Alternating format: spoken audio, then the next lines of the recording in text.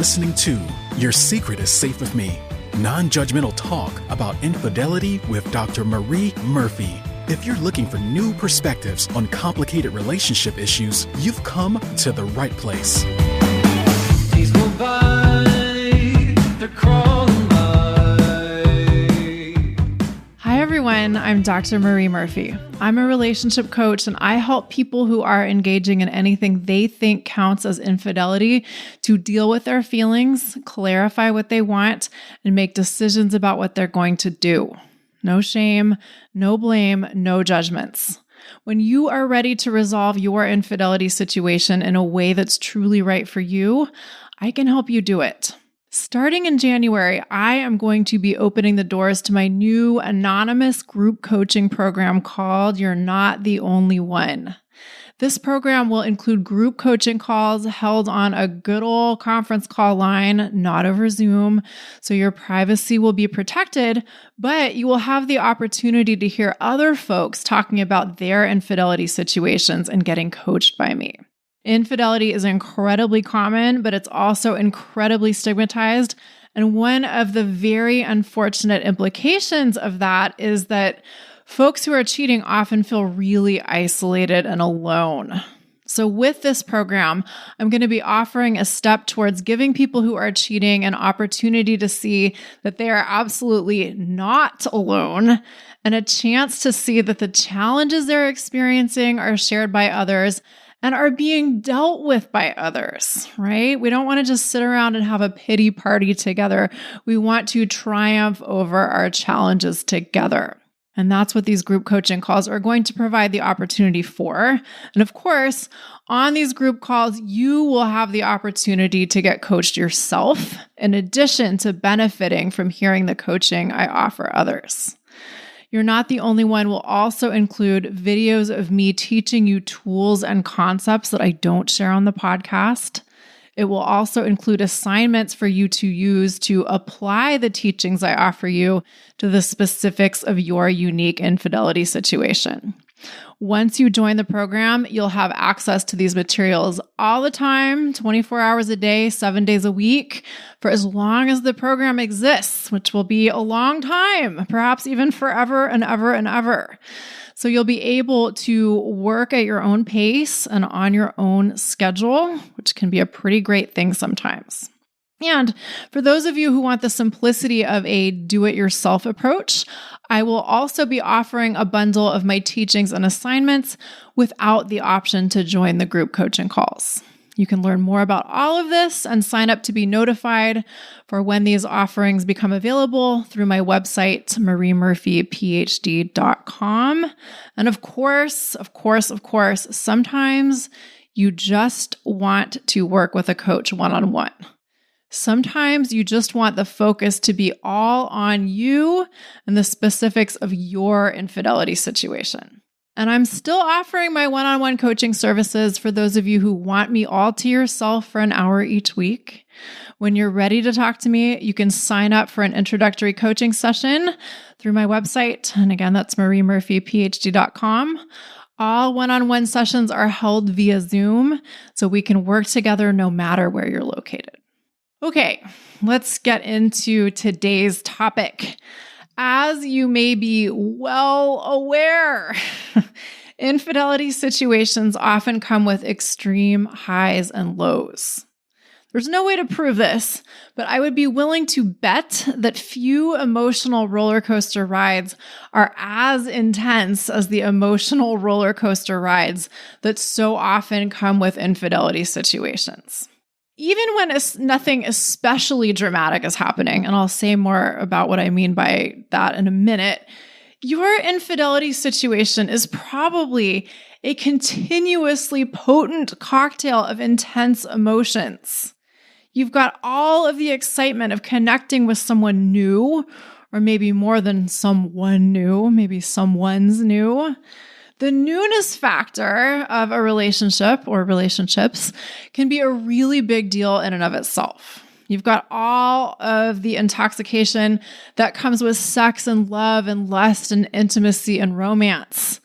And you also may have the sneaking around factor or the lying factor or the dishonesty factor, or the living a double life factor, which can be pretty novel and exciting in its own right. It may also be incredibly stressful and overwhelming and anxiety-inducing, but being willing to deal with that stress and anxiety and overwhelm comes with a payoff, or at least being willing to deal with all of that can come with a payoff that's probably pretty significant. On top of all of that, if you're trying to make decisions about what you want to do with your infidelity situation, but you quote unquote can't make decisions, you may feel confused or frustrated or powerless or overwhelmed, and that can feel pretty intensely unpleasant. So even on a day in which nothing dramatically out of the ordinary is happening within your infidelity situation, you may experience some pretty high highs and some pretty low lows. The parts of your infidelity situation that you like may be pretty great, and the parts that you don't like may seem pretty awful. Even if we're just talking about getting to see your affair partner for a few hours and having an amazing time with them, and then having to pry yourself away from them to go home to your spouse or your committed partner and trying to act like everything is normal once you get there, that may feel like torture. Even those kinds of routine ups and downs can be a really big deal, or at least can seem like a really big deal for us. Beyond that, when the more major stuff happens, your emotional roller coaster ride may get even more intense. You might not have thought that was actually possible, but then something happens within your infidelity situation, and you realize that the highs and lows you were experiencing before were just a warm-up. So for instance, this is just one example, but for instance, let's say your affair partner gets caught cheating by their spouse or committed partner. And then your affair partner, panics and denies the whole thing. And they attempt to prove their innocence to their committed partner by being present with them every minute of the day and never looking at their phone and never doing anything else that they think might provoke suspicion. And what this means for you is that your affair partner does not have as much time available to spend with you or to communicate with you as they used to. They're still promising that they love you and they want to be with you, but they're also employing a strategy of appeasement with their committed partner. So in your mind, things might not seem to quite add up, and you might be freaking out. For one thing, you just want to see them and talk to them as often as you're used to seeing them and talking to them, because why wouldn't you? And for another thing, you want to know why they're trying to prove to their committed partner that they aren't cheating if their plan is to leave them so that they can be with you anyway.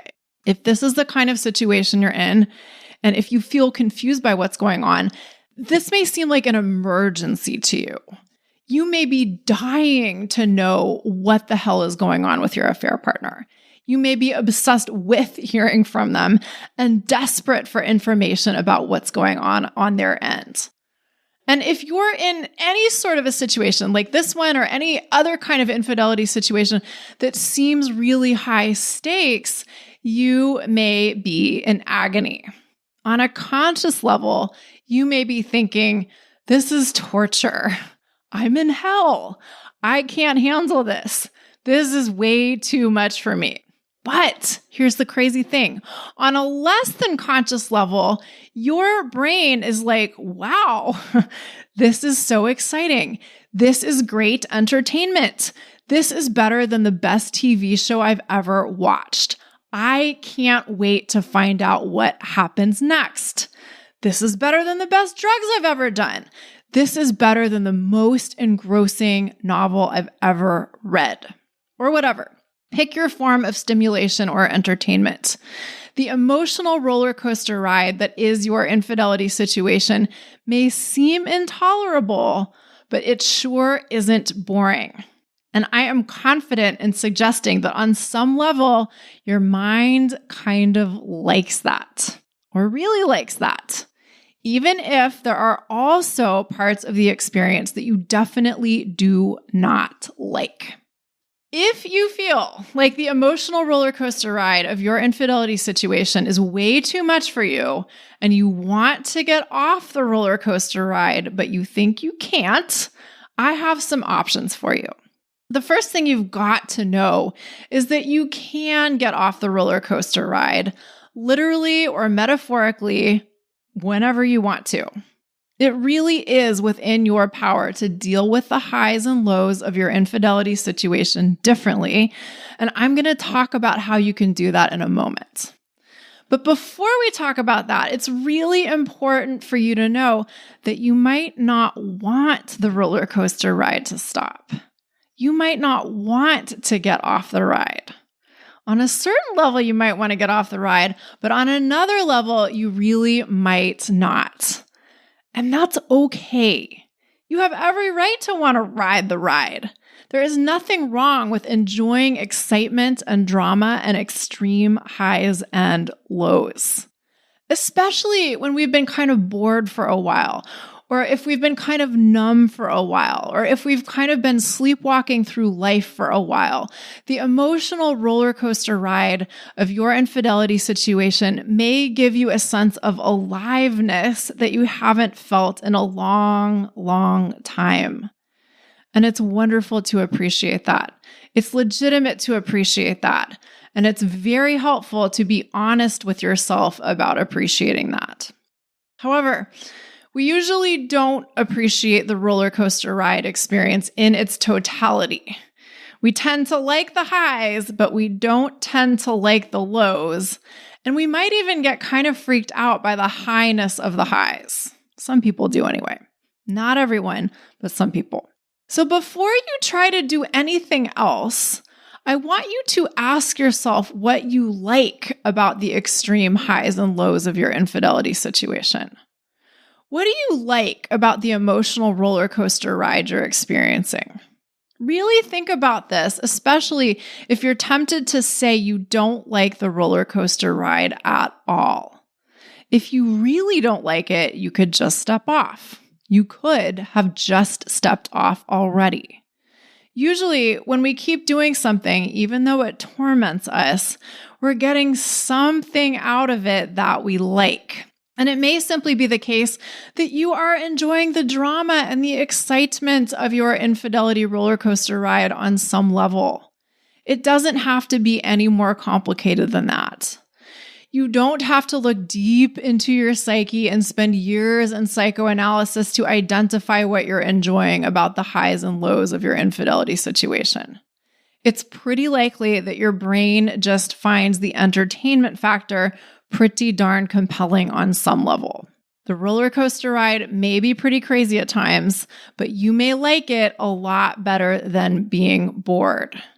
Feeling alive usually feels better to us than all of the alternatives do, even if it is a pretty torturous experience of aliveness.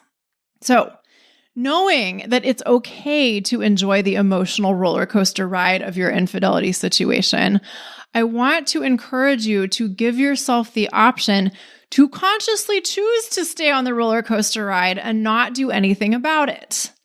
You have every right to just carry on as you have been and not do anything differently. You have every right to choose to keep on riding out the extreme emotional highs and lows of your situation and not do much of anything to manage your experience of those highs and lows. It is your prerogative to choose to not intentionally deal with your emotions. It's your prerogative to allow yourself to believe that your emotions are at the mercy of forces beyond your control. Sometimes we kind of want to feel like we're getting whipped around by life. Isn't that kind of why we like actual roller coasters anyway? You have every right to want to continue to star in a soap opera that you think someone else is directing. You can make that choice if you want to, but as usual, my only exhortation is that you make this choice consciously. If you want to believe that your infidelity situation is an emotional roller coaster ride that you can't get off of, that's totally fair. but know that regarding it as such is your decision. Because you really can step off of the roller coaster ride if you want to. You can decide that you are just going to deal with your infidelity situation. You can decide that you are willing to make choices and changes and do whatever is necessary to bring your situation to a resolution that you feel good about. This may be a bit of a project, but it's totally doable. It may be a bit of a deal, but it doesn't have to be an epically huge deal. Anytime you want to make your infidelity situation simpler, you can. You might want some assistance in making it simpler, but that's what I'm here for. I can help you make your infidelity situation a lot simpler. But the first step is you deciding that you're willing for it to be simpler. Simple doesn't always mean easy or painless, but that's okay. Many things in life that are well worth doing aren't entirely easy or painless. Many of the things in life that we think are complicated or hard are only complicated or hard because we think they are. When you decide that you don't want your love life to be a roller coaster ride anymore, all you have to do is decide to step off the roller coaster and decide that you're going to begin to approach your infidelity situation as if it is A, something that can be dealt with, and B, can be fairly simple to deal with. If you've convinced yourself that your infidelity situation is a roller coaster ride that you can't stop or step off of, just these simple shifts in your thinking may be pretty profound. And big changes start with simple shifts in thinking. So again, what I'm suggesting is that you have the opportunity to believe that your infidelity situation is something that can be dealt with and can be fairly simple to deal with. I see my clients make these kinds of shifts in their thinking all the time. For instance, people come to me quite regularly and say, well, I know I want to leave my marriage, but I can't. And because they've believed that for so long, they've accepted that it is the truth. And they've proven to themselves that it's true by not leaving their marriage. But when we get into the details of it, what we see is that they actually can leave their marriage and they know it, but they're afraid it's going to be hard. Even that shift in thinking can be very freeing. There's a big difference between saying to yourself, I can't do that thing, and saying to yourself, I know I can do that thing, but I also know that I'm afraid to do that thing. From there, we gain the option of being willing to do something even though we might be afraid. We gain the option of being willing to do something that we might experience as hard. And that's totally doable if we're willing to approach our fear with curiosity and compassion.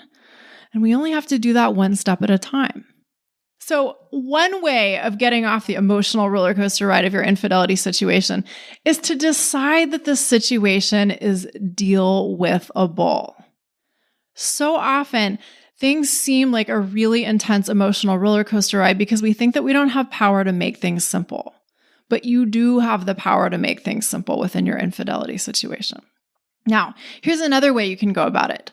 Another way you can deal with the extreme highs and lows of your infidelity situation is to decide that you're going to consciously accept these extreme highs and lows as part of the deal and learn how to deliberately relate to these high and low emotions. This is very different from letting yourself believe that your infidelity situation is tossing you around and driving you crazy and there's nothing you can do about it. This is saying, okay, I'm choosing to continue doing something that I know comes with some intense emotions, and I know I really like the intensely enjoyable emotions that come with what I'm doing, so I'm willing to tolerate the really intensely uncomfortable emotions that come with what I'm doing. I'm going to relate to these uncomfortable emotions skillfully and deliberately, or I'm going to learn how to do that. And I'm going to embrace them as part of what I am continuing to sign up for. I'm not going to try to fight the emotions or figure out a way to not have to feel them. I'm going to expect that they're probably going to come up, and I'm going to be willing to feel them when they do come up. So, for instance, let's say you're involved in a long-term affair and you and your affair partner are really into each other and you enjoy spending time with them so much, but neither of you have plans to leave your committed relationships anytime soon. When you're with them, you may feel amazing. You may feel better than you've ever felt with any other human before or in any other context in your life before. And that's amazing. But when you leave them, you may feel terrible. You may feel like you're going to die as a result of being torn away from them. And I know some of you know exactly what I'm talking about. And I know that for some of you, this may seem like a really big problem. But is it a problem? Feeling like you're going to die every time you have to part with your affair partner?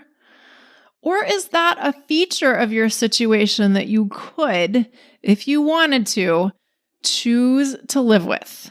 You could decide that feeling really intensely uncomfortable emotions every time you have to say goodbye to your affair partner is worth it, since you love the experience of being with them so very much, and you're not interested in changing your life so that you could be with them all the time.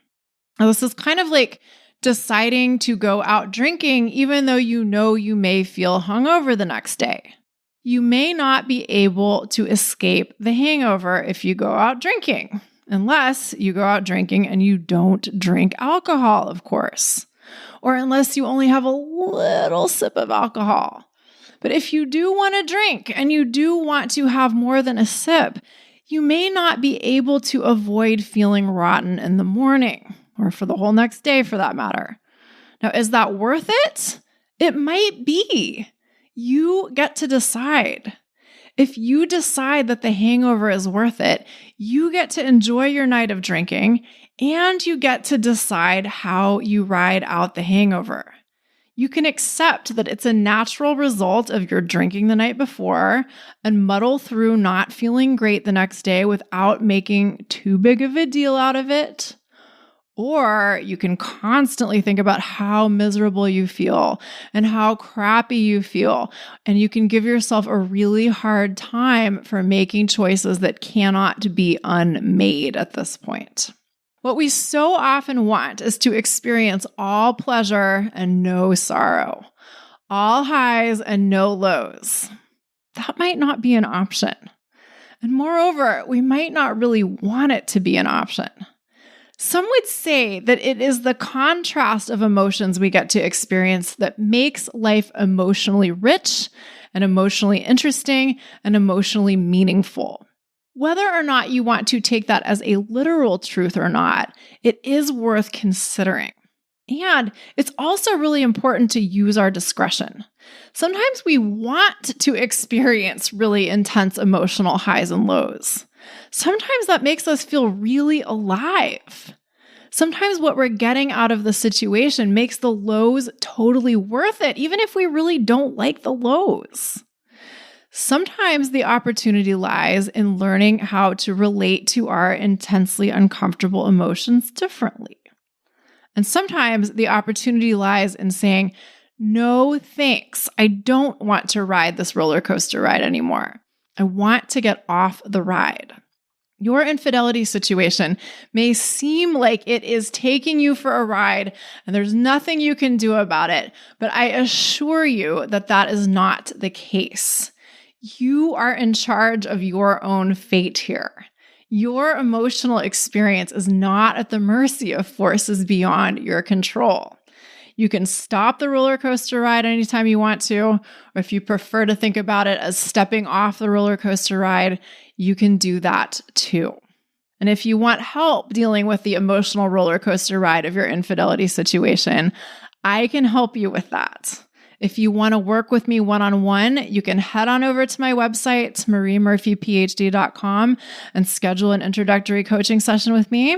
And you can also learn more about the packages I offer new clients on the services page of my website. And that's also where you can learn more about the new opportunities to work with me I'm going to be offering starting in January. Dealing with your infidelity situation may be challenging, but it doesn't need to be impossible, and you don't have to do it alone. I'm here to support you. So when you're ready for some relief and a clear path forward, let's work together. I can't wait to meet you. Thank you all so much for listening. Have a great week. Bye for now. Thanks for listening to Your Secret is Safe with Me with Dr. Marie Murphy. Make sure to click subscribe to get updates on our latest episodes.